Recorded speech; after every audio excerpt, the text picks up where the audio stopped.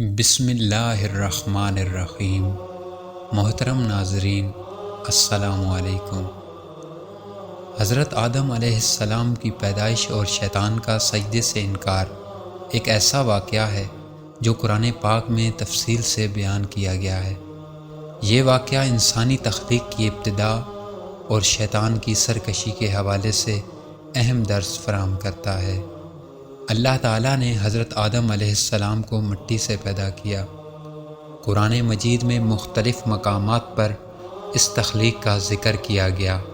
سورۃ صاد میں اللہ تعالیٰ فرماتے ہیں، اذ قال ربک للملائکۃ انی خالق بشرا من طین۔ جب تمہارے رب نے فرشتوں سے فرمایا، بے شک میں مٹی سے ایک انسان پیدا کرنے والا ہوں۔ یہ آیت اس حقیقت کو بیان کرتی ہے کہ اللہ تعالیٰ نے حضرت آدم علیہ السلام کو اپنے ہاتھوں سے مٹی سے بنایا اور ان میں اپنی روح پھونکی۔ حضرت آدم علیہ السلام کی تخلیق کے بعد اللہ تعالیٰ نے انہیں علم عطا فرمایا۔ سورہ البقرہ میں ارشاد ہوتا ہے، وَعَلَّمَ آدَمَ الْأَسْمَاءَ كُلَّهَا، اور اللہ نے آدم کو تمام اشیاء کے نام سکھا دیے۔ یہ علم ان اشیاء کے ناموں کا تھا جو حضرت آدم علیہ السلام کے فائدے کے لیے تخلیق کی گئی تھی۔ اللہ تعالیٰ نے فرشتوں کے سامنے حضرت آدم علیہ السلام کی فضیلت کو ان کے علم کے ذریعے واضح کیا۔ جب حضرت آدم علیہ السلام کی تخلیق مکمل ہوئی تو اللہ تعالیٰ نے تمام فرشتوں کو حکم دیا کہ وہ آدم کو سجدہ کریں۔ سورہ البقرہ میں اس کا ذکر اس طرح ہے، وَإِذْ قُلْنَا لِلْمَلَائِكَةِ اسْجُدُوا لِآدَمَ فَسَجَدُوا إِلَّا إِبْلِيسَ ابا واستکبر وکان من الکافرین۔ اور جب ہم نے فرشتوں سے کہا آدم کو سجدہ کرو تو سب نے سجدہ کیا مگر ابلیس نے انکار کیا اور تکبر کیا اور وہ کافروں میں سے ہو گیا۔ یہ سجدہ تعظیمی سجدہ تھا، عبادت کا نہیں۔ اس کا مقصد حضرت آدم علیہ السلام کی فضیلت اور اللہ کے حکم کی تعمیل کا اظہار تھا۔ شیطان جو جنات میں سے تھا اور اللہ کی عبادت گزار مخلوق میں شامل تھا، اس حکم کی نافرمانی کی۔ اس نے کہا، قال انا خیر منہ خلقتنی من نار وخلقتہ من طین، میں اس سے بہتر ہوں، تو نے مجھے آگ سے پیدا کیا اور اسے مٹی سے پیدا کیا۔ یہ شیطان کی تکبر اور حسد کی سب سے بڑی دلیل تھی۔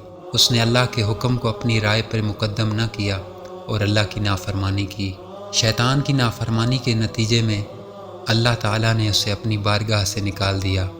قرآن مجید میں اللہ تعالیٰ نے فرمایا، قال فاخرج منها فإنك رجیم وإن عليك لعنتی إلی یوم الدین۔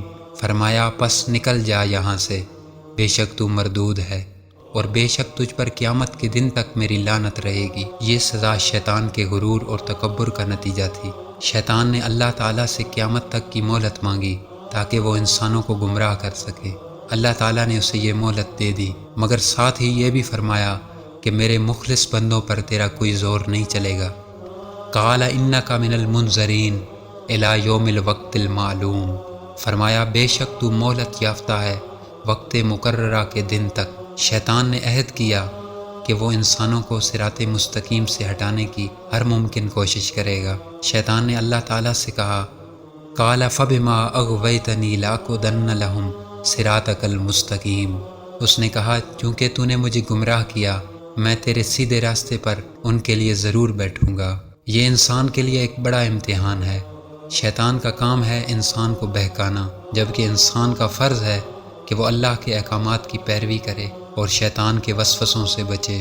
اللہ تعالیٰ نے حضرت آدم علیہ السلام کو ان کی زوجہ حضرت حوا کے ساتھ جنت میں رہنے کا حکم دیا اور فرمایا کہ وہ اس میں جہاں چاہیں رہیں مگر ایک خاص درخت کے قریب نہ جائیں۔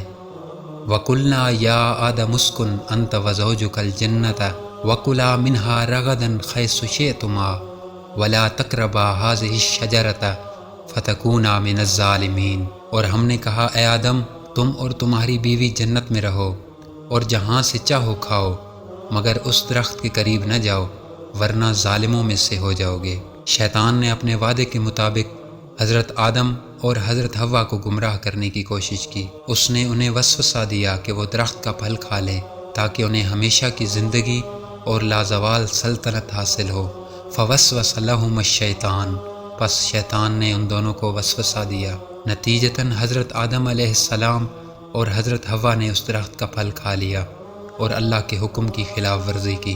جب حضرت آدم اور حضرت حوا کو اپنی غلطی کا احساس ہوا تو انہوں نے اللہ تعالیٰ سے معافی مانگی۔